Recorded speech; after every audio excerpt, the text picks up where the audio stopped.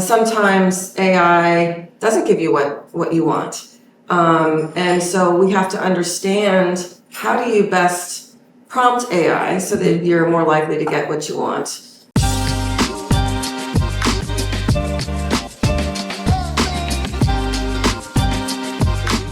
Hi everyone, I'm Gabby Kusters, Head of Global Marketing and Events at Esomar, and we're here at our Chicago event, our Insights of Innovation, with two esteemed guests, two of which actually had the chance to give a workshop yesterday. So I have Dave Lundahl, InsightsNow Inc., and Mimi Sherlock. She is from IFF Nourish. Welcome. Thank you.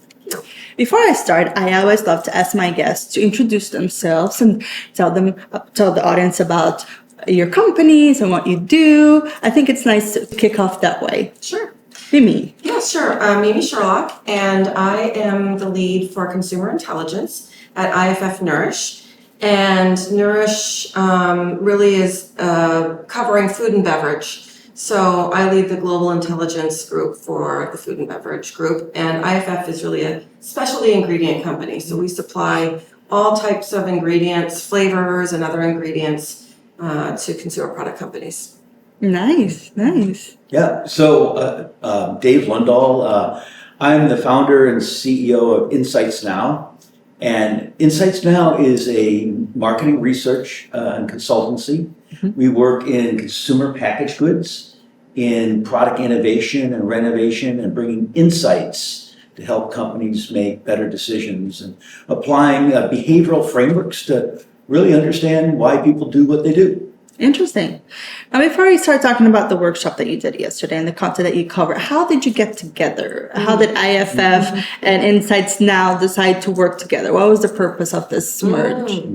Well, I mean, we've been working together for quite a few years now.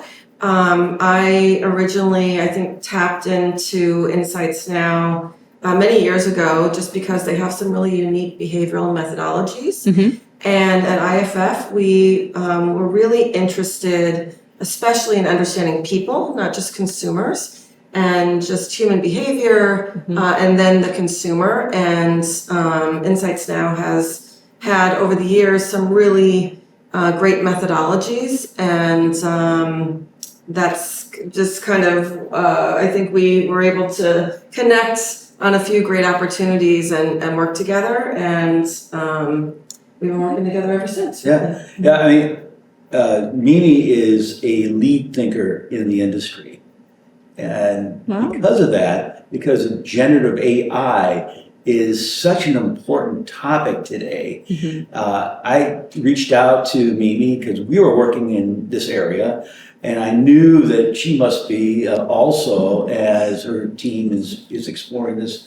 And so we decided that this was one of the most important areas to focus a lot of our effort right now. Interesting. Yeah, so this whole area of this concept, co-creating using generative AI is one output from all of our collaborations, which we're really excited about. Okay, there's a lot of compliments coming from both of you, your sides. I see that. Okay, yesterday you gave the workshop, you talked to the delegation about how to co-create concepts using generative AI. What does that mean? What did you cover in that workshop? Yeah, well, we covered kind of this whole process from capturing unique and relevant insights, being able to use those insights to feed into generative AI. We spent the bulk of our time really helping people to understand, how do you really get the most out of generative AI, and doing that through a prompting sequence where you can be super efficient and super effective at layering your proprietary insights on top of insights that generative AI brings and data that generative AI brings, and how to kind of bring that together, create a prompting sequence that really gets you where you want in terms of using insights to develop new concept ideas. And then we talked about, what do you do after that? How do you use that? You can do it on its own. You can use it in combination with kind of more traditional co-creation sessions. with actual humans in the room or virtually. We talked about kind of the flexibility with it there. But then once you have concepts that you're excited about, how do you screen and validate those using some different methodologies? So that was really the crux of what we covered in our workshop. Right. And the core of it, I think that was most interesting for the people is how do you incorporate generative AI and this sort of the art of the prompt. How can you really utilize that in a way to integrate, the learnings from research, so you have a basis you can feed the generative AI, so that it, and then look for ways in which, in that 5-step process, and how to actually create these robust, highly targeted, with a basis of insights, concepts that you can take right to consumers to further vet. So it's really exciting how the problem we're trying to solve here is that today research teams, innovation teams in particular, have a lot of constraints. Constraints in their time, constraints in budgets, and constraints in terms of just their human resources to bring teams together to do innovation, to understand concepts. So what this does is it provides an order of magnitude in capacity to create. Okay. And by utilizing generative AI. And that really helps companies solve these problems so they can much more effectively and efficiently innovate, to come up with concepts to vet further into the process. That's very interesting. Now I imagine that it's not all positive. I'm sure that with innovation, like we just saw on stage earlier today, the first speaker came up, there's also some constraints and challenges. So what are some of the challenges that generative AI help overcome when we're looking into concept co-creation? What can you talk about that?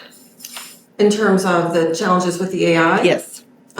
Well, everyone talks about really the same types of challenges, right? And that is that sometimes AI doesn't give you what you want.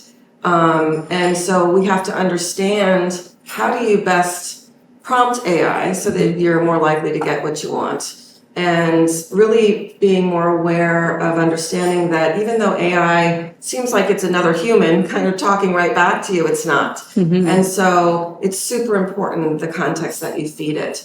And then also I think the biggest challenges are with really just making sure that we use this concept of human in the loop.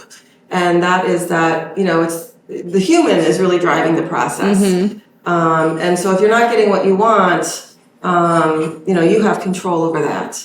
And so kind of taking in that mindset of, you're in control here and you need to direct the AI, in the best way. And also it's your responsibility to look for things that, we call them hallucinations, right? Times maybe when AI is making things up or coming back to you with things that feel like they're not being very inclusive, or you can sense some bias there. It's the human, you're in charge, and it's your responsibility to look for some of those things, be aware that can happen, and then redirect the AI accordingly. And so I think just making sure that people are aware of the limitations of generative AI is super important, and making sure people understand their role as the human in this iterative loop with AI. AI is like your creative partner, but it's not human, and it does make mistakes. Yeah. So the human has to be responsible there. Yeah. I'll add to that is, because of AI, and you need to direct it, you need to teach it through these prompting sequences, we came up with a 5-step process to be effective and to avoid some of the pitfalls that that you can have when you utilize a tool like generative AI. And this process is very conversational. Okay. It's introducing yourself in the first one. Yeah, the first step is just to introduce yourself to your AI creative partner. Okay. You know? Yeah. Yeah, and then we can go through the second Yeah, step. so, you know, in the first step, what we recommend is to kind of do this check where you give some context to the AI tool that you're using. We use Copilot in our case study. And basically, you're just telling it who you are and what your challenge is and kind of giving it the overview of what you're trying to accomplish and why. And not even asking it for ideas or not even asking it to come back to you with something, but just kind of doing that introduction, giving it that and seeing what it comes back to you with. Because it's going to come back to you with something. And, you know, every time you feed it with something, it comes back to you with something.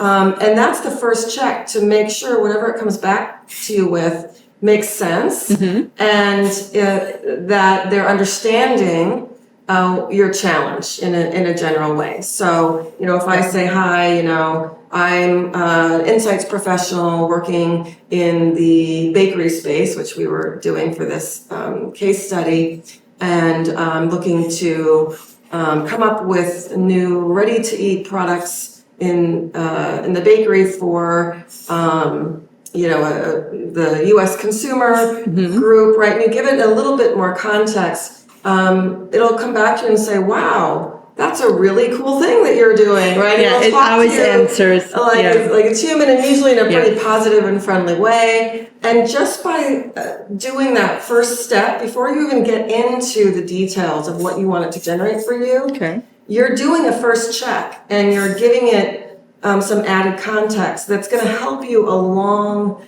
the way, right? So that's the very first step we recommend. In the second step, usually that's when we start asking it very specifically for what we want it to generate for us, and we start feeding it some of our insights to guide the way that it generates ideas for us.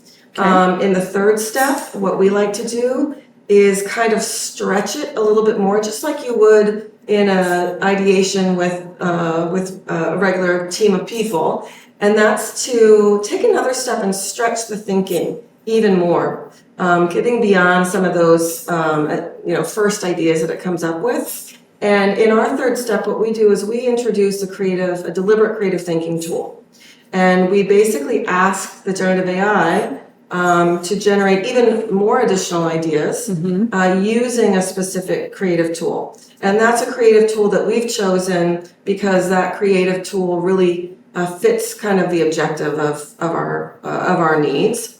And so we let it kind of generate even more ideas and you know, pushing it in those ways. Then for us in our fourth step, what we do is we ask it to bring some of those ideas to life. We take a look at all these ideas it's given us, and we say, hey, let's start bringing these to life. What would they look like as a new branded product on the shelf? Okay. In our instance. In our case study, what we did is we made up a fictitious brand, and we asked it to generate the concepts using this fictitious brand for these new ideas. And then in our final step, we chose some of the kind of ideas that were brought to life, and we asked it to illustrate that with an image. Right. And by the time you've gotten to that fifth step, it's got some great context. So I know a lot of times people talk about issues with the images that are created with generative AI. Yes.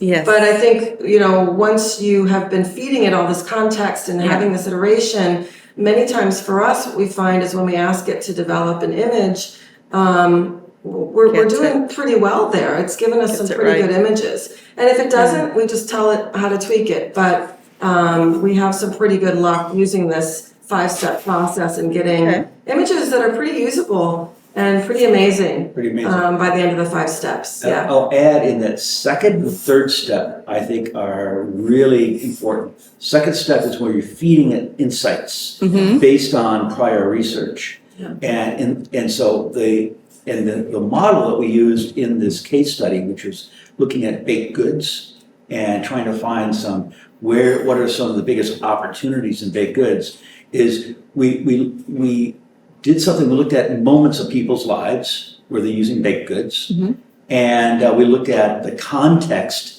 around, when people are consuming baked goods of various types. And then we looked at in those moments, what are the products they're currently using? And finally, what are the types of, in those moments, what are the gaps between what people are aspiring to versus what they're actually getting from the products they're using? And this moment's landscape where analysis allows you to really pinpoint the biggest opportunities. It's where people have these big gaps, but yet they're in those moments a lot when it's relevant for, like say, a baked good in this. And then in the third step, and this is a technique that Ray Pointer is going to be highlighting tomorrow in his new MR that he puts out every week, and in which he picked up on, we're utilizing this tool called Scamper. Okay. And it's a way to take an idea.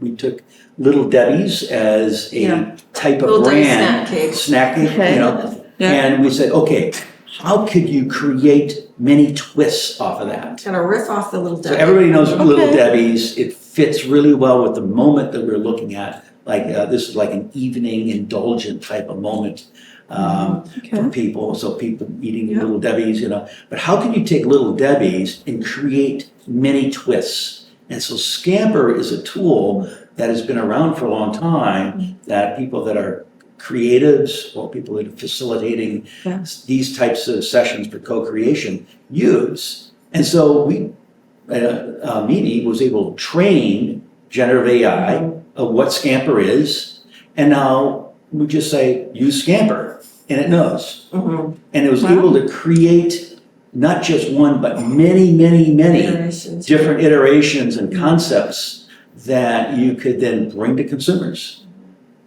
So it's really powerful because the things that you would do in a traditional ideation session or co-creation session, many times you have to stretch people's thinking.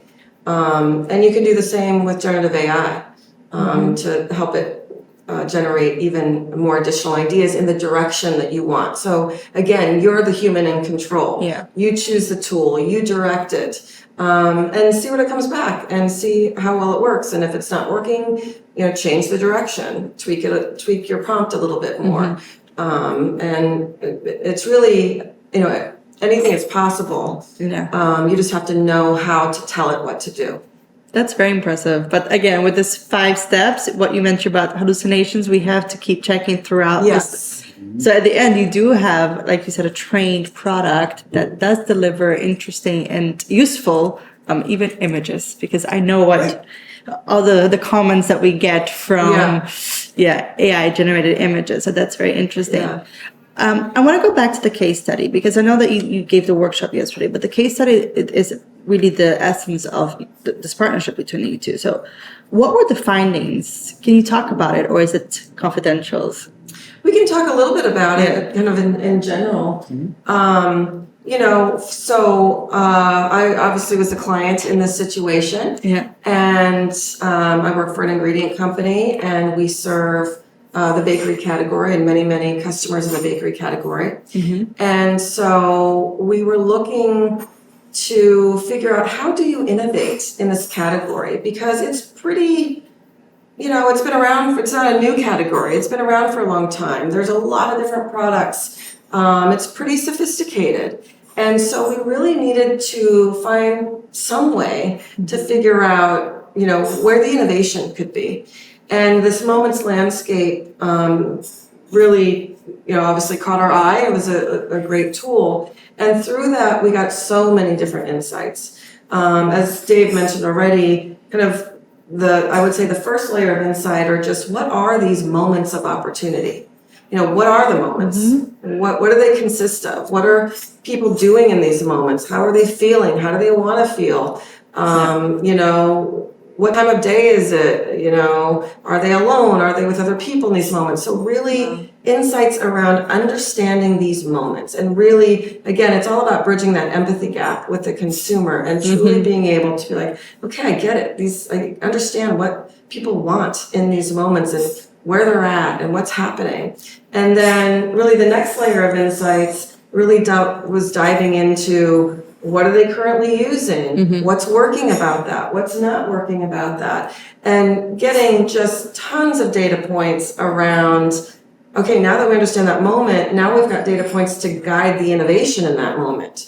How should we tweak the concepts that are already out there and available to fulfill these aspirational gaps that people have? And so, you know, I don't even remember how many questions, but once we understand the opportunity, we can ask questions about, you know, the motivators of that opportunity, just the context around that opportunity, and then dive into what are the gaps. Is it that you want things you wish these things were a little healthier? Yeah. You wish these things had fresher ingredients. You wish these things, you know, had more natural elements to them. So those are the kinds of data points that we were able to. Yeah, we as a research supplier in the industry, as a consultancy, we do this type of landscape all the time. This was a 20-minute survey. Okay. Very simple to feel, but with the right questions in this way, so you're able to generate this richness of information. And it was to about 3,000 people that were working that use baked goods in various ways, which is very high percentage of people, and it was U.S. based. So that's the methodology. It's a straightforward methodology, but you have to understand have a framework, and what are the right questions to this framework. That realizing that moments of people's experience is the context by which they behave, is the context by which they feel, is the context by which they have experiences. And it's the same context by which they could have aspirations to somehow have a better life. Interesting. Yeah, and it's a very unique methodology as well, and it really makes us feel confident that people are really in the moment when they're talking about these things, and I think that's a really an important part of it. So Very, very insightful. So what's next? Where do we go from here? What's in the future for this very amazing partnership? It seems you work very well together. What's next? Well, for this study, we've gleaned a lot of insights. We've actually gone ahead and created prototype products with our innovation teams that work on the categories. We have designers and food scientists and flavorists that work together to bring these concepts to life in real products. And so really our next stage for this particular case study is to do some screening and validation with consumers. Exciting. So that's just kind of the immediate next steps. Yeah. But yeah, I think we intend to kind of take our learning and our kind of partnership and thinking on this, just keep going forward with what else we could do. Yeah, absolutely. Today we have a lot of really big problems in the world that innovation is going to be needed to solve, to overcome these challenges. I'm concerned that the cost and the resource constraints for innovating is causing companies to become much more incremental and causing companies to not be bold enough to solve these problems that we have. If you look at the issues that we have around sustainability, people want a cleaner, they want a healthier life, they want a happier life. Indeed. And sustainability issues in the world because of climate change is one example. How do you innovate, to impact that? And if you cannot innovate in ways that you're going to create a healthier, happier life for people, people aren't going to buy those products. Mm-hmm. And therefore, the innovation, you should say, is on regenerative agriculture, if you're a food product, or you're utilizing precision fermentation to create proteins that are, just like cheese, or whatever that people want to buy, whatever the cases may be, those technologies, if it's not going to impact people and people are not going to accept it, then you're not going to create innovations that will have the impact to solve these big problems in the world. So I think this generative AI and the techniques that we're working on together is one step towards that. And that's really exciting. Like I said, it's extremely impressive what you both are doing, and you spoke the truth. Last week we had a client summit, and we exactly spoke about that. Consumers are getting more astute. They want to know where their food's coming from, their products are coming from. It's not just enough to present them with a beautiful packaging. Mm-hmm. It needs to be a trail of, sustainability behind it. Transparency. Ethics behind it. It's not just a shiny little thing that you put on their table. Right. So indeed. Yeah, I think trust, right? It's how trust is working these days has changed, and we need to be more transparent. We need to be clear. We need to show, the proof and the data, and be able to make people feel good and trust our products and trust our brands. Yeah. Indeed. Mm-hmm. You're both amazing. It was an absolute pleasure speaking to the two of you. I do think that the workshop that you gave yesterday should be watched by all of us that are online, because it is really insightful to see what you're doing together. And it's such a healthy and nice combination between the two brands, the two companies that you have. So thank you very much for having this chat with me today. And I hope you enjoy the rest of the conference. Yeah, well, Thank you. thank you for this opportunity. Of course, no, it was my pleasure. My absolute pleasure.